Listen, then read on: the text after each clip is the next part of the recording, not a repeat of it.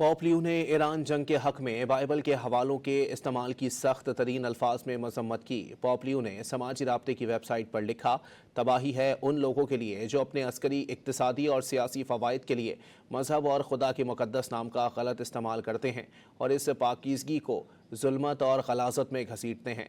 Pope نے اپنے خطاب میں مزید کہا کہ دنیا کو چند جابروں کے ذریعے تباہ کیا جا رہا ہے، جو کہ مبصرین کے مطابق براہ راست امریکی قیادت کی طرف اشارہ ہے۔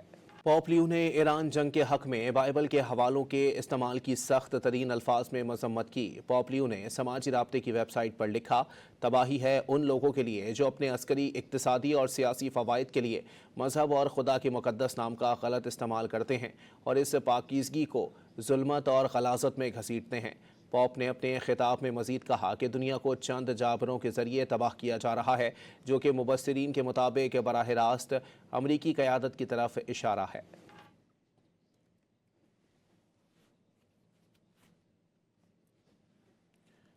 آپ کو بتائیں کہ عیسائیوں کے روحانی پیشوا پوپ لیو نے ایران جنگ کے حق میں بائبل کے حوالوں کے استعمال کی سخت ترین الفاظ میں مذمت کی ہے۔